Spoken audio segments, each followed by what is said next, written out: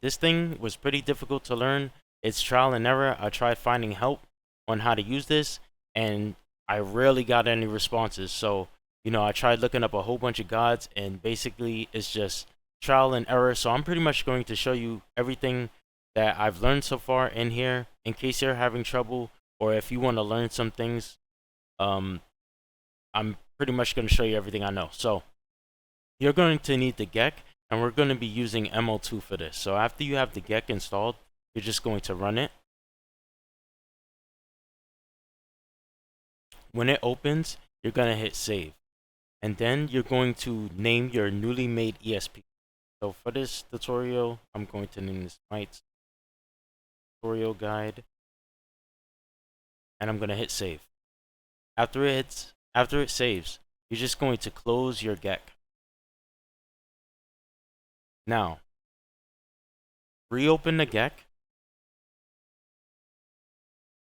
and then you're going to open your plugin. You could go to File and go to Data to bring it up, or you can just hit this little folder right here, and it will bring it up.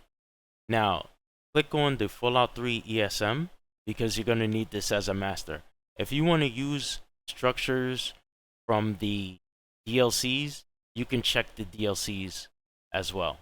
But I'm just going to be using the base for this.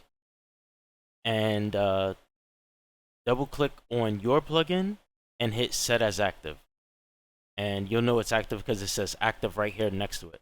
So you want to have your plugin checked and the Fallout 3 ESM check, and make sure that your plugin is the one set as active, because all the edits that we make to this mod is going to be made to your plugin and not the Fallout 3 ESM. Alright, so hit OK.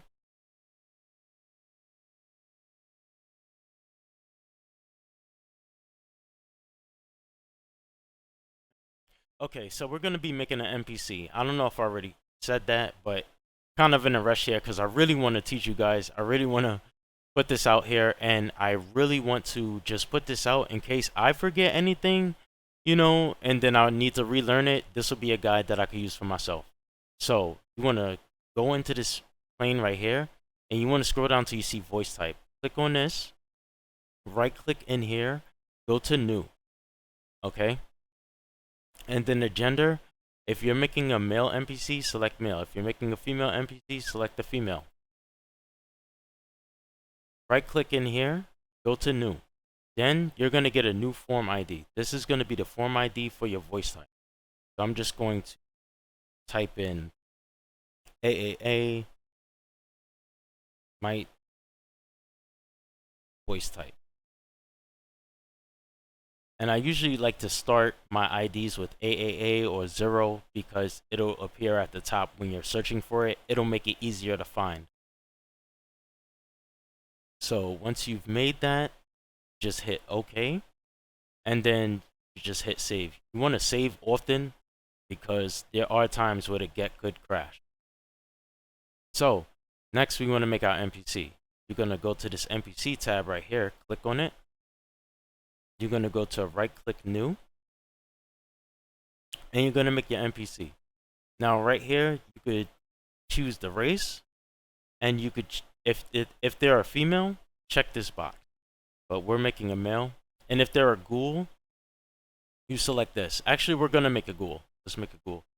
So we have our ghoul. We're going to give him an ID. So we're going to call him AAA.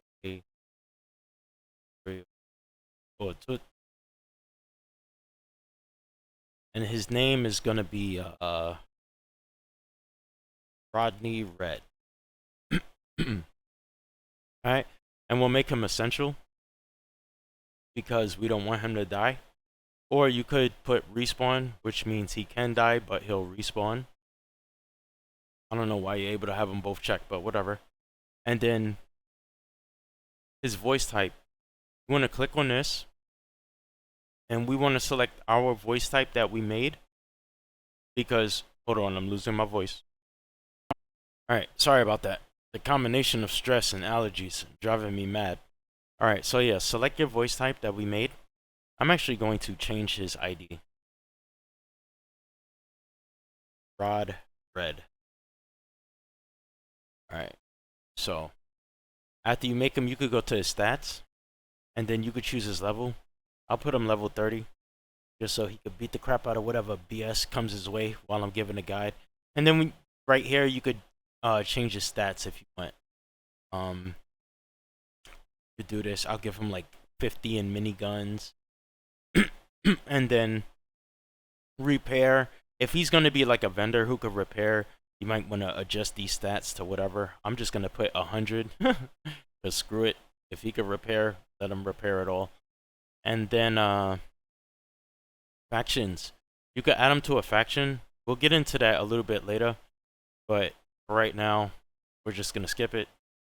So his AI data, you want to leave this as unaggressive. Because if you put it to very aggressive, or frenzied, he will probably try to attack you or anybody else if they get near him. There's other ways to get him to attack you if you want him to be an enemy, and we'll get into that later. So confidence, this determines, like, in a fight, like, you know, if he's going to be a coward, cautious, average, brave, or foolhardy, which is like the most brave. And basically, if you pick foolhardy, they will never run from combat. They will just fight until they die or fight until they get knocked out. If they're essential, they'll get knocked out. If they're not essential, they will die. So aggro radius behavior, we're going to turn that off because I think like he will. Actually, let's leave that on. Sorry. His mood. This is usually determines like his facial structures, I guess by default, like when you're not talking to him. Like I usually leave this as neutral.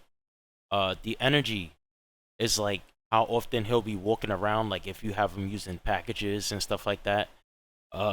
If you put it really high, he'll be very active. If you leave it low, he'll you know, be kind of chill with it, you know. Responsibility. I'm not exactly sure what this means, but I think it's like how much they prioritize, you know, whatever their task is. All right, so if he's gonna be a vendor, these are the things that he'll be able to sell. So like, if you want him to be able to sell weapons, you would check this. Food, you would check this. Books, miscellaneous, chems, armor, stuff like that. I'm just going to check them all for now. I'm not going to make him a vendor as of yet, but I'm just going to check them all. And then repair. If you want him to be able to repair, then check this. And then training, this is for power armor training. Recharge, I don't know what that means. Alright. AI packages, this is where you're going to add packages, and we'll get into that in a bit as well. Inventory. This is where you're going to determine like what weapons he has on his inventory and what clothes he's going to wear and things like that. You could preview how he looks right here. You can either preview the head like this, or you could preview his body in full like this. Alright? So you go into this object ID box right here, and then you right click, and then you hit new. And then this object is going to appear. You click in this object window right here, and then all the items that's in here in the game should appear in here, and then you could put this in his inventory. So you could give him, you know, ammo. As you can see, the ID starts with ammo, 5mm, stuff like that.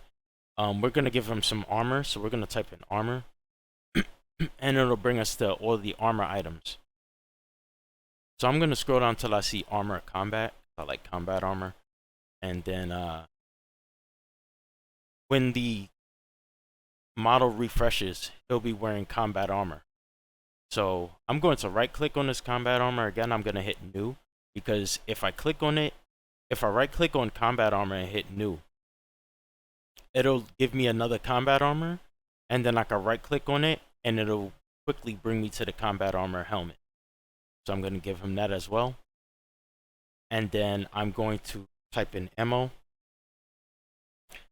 and I'm going to scroll down till I see 5mm, because remember, we made him pretty knowledgeable in big guns, so we're going to give him a minigun. Now, the weapons are located under wep. So you're going to type in wep and then scroll down until you see minigun or whatever weapon you choose to give him. So there you go. And then on the count right here, this is how much of that item he'll have. So we gave him 5 mil, and we only gave him one bullet. So we're just gonna give him like 1,000 for now. And we're gonna come over here to, nope, not the actor effect list, because I don't know what that is. Animations. I guess if you want to add custom animations, you would deal with this, but we're not gonna do that. We're gonna come over to his face. Now with the face, this is where you could determine how he looks. You could select his hair color right here. I'm going to select his hair color. We'll make it like a really dark brown. It looks almost black. All right. And then hit and then put apply, and it'll give him that hair color. He doesn't have any hair right now, but we'll give him some in a bit. So the complexion of the character you can change by grabbing this slider and moving it up and down. So if we go darker, you can see he gets a bit darker. If we go lighter, he'll get a bit lighter. So we'll make him a little bit darker. And then his age, you could determine how old or young he looks. Not exactly sure if it applies to a ghoul. It actually does a little bit. Make him a little bit younger. And then face advance.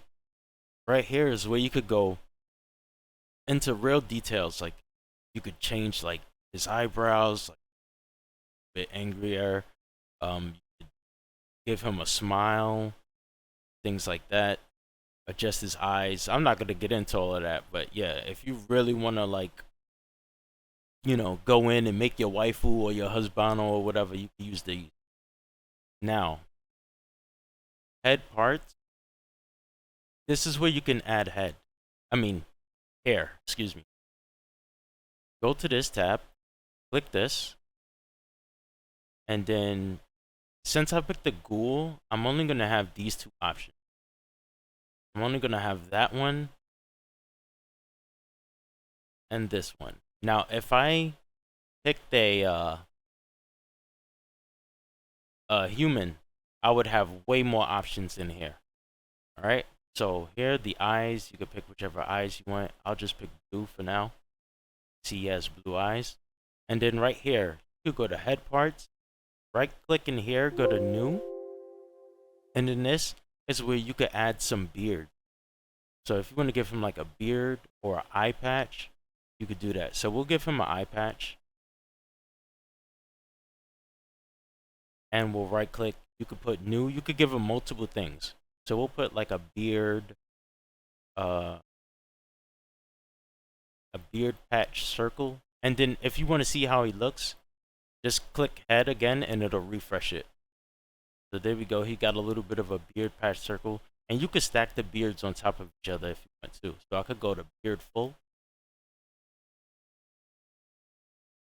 And now you can see he has both. But I don't want to use that one. So I'm just going to click on it. And then I'm going to hit the delete key because it'll remove it. All right. And blood. You could determine which type of blood he has when he gets shot or killed. Destruction, I don't know what that is. And scripts, when we deal with scripts, we don't deal with this tab. So that's pretty much it. You can see him in full. He has the minigun, the combat armor, and the face parts that we gave him, and things like that. Now, when you're making an NPC, I definitely suggest that whichever race you're going to make them, right? Pick that race before you hit OK. Because in my experience, if you make like a black NPC or whatever NPC, and then you hit OK, and then you go back into the editor menu, and then you try to change their race, their face will change, but their arms will stay like the color of the original race that you made them. And I have no idea how to fix that. So make sure that the character is the exact race that you want them to be. All right. So we're gonna hit OK, and then we're gonna hit save. Now, when we have our NPC made, we're gonna bring them into the world. So you could either put them in interiors and locate a cell that you want, or you could put them outside in one of these DC world exteriors, or you could just put them, somewhere in the wasteland. So we're gonna go to wasteland, and we're just gonna put them in Springvale because that's right at the beginning of the game, and it's so easy to find and test out the mod. So give that some time to load. If your menu disappears like mine just did, just minimize the Geck and then reopen it, and then it'll reappear, as you can see. So now we're going to type in Springvale, as you can see right there. Double click on it, and then Springvale is going to load up. Wait for a bit, because if you try to move around while it's trying to load up items, you might get a crash. And always make sure that you save often. So once our Springvale is loaded up, we're going to scroll in with the mouse wheel. Scroll it up and down to increase the zoom, and then click in the mouse wheel and hold it down to kind of pan like that.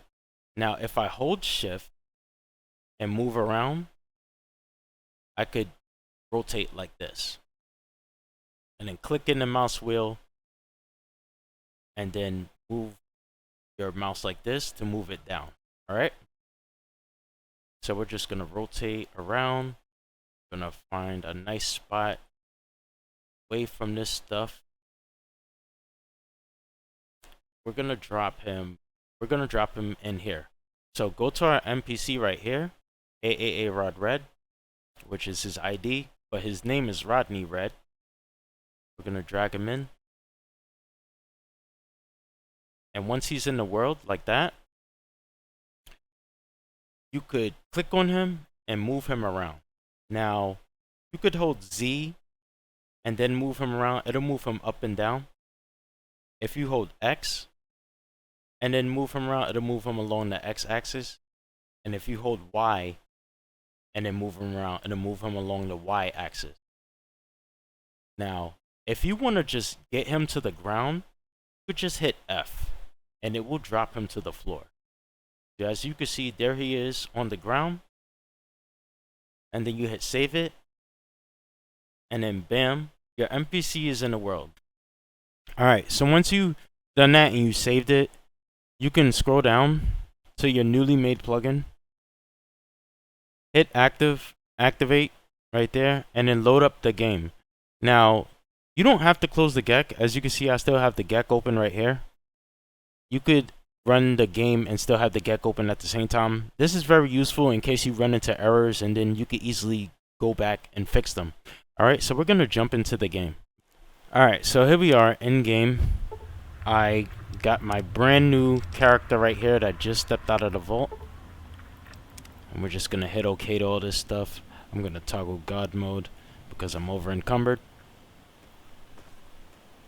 And then we're just going to walk down this hill until we see our NPC. And it's always good to test it.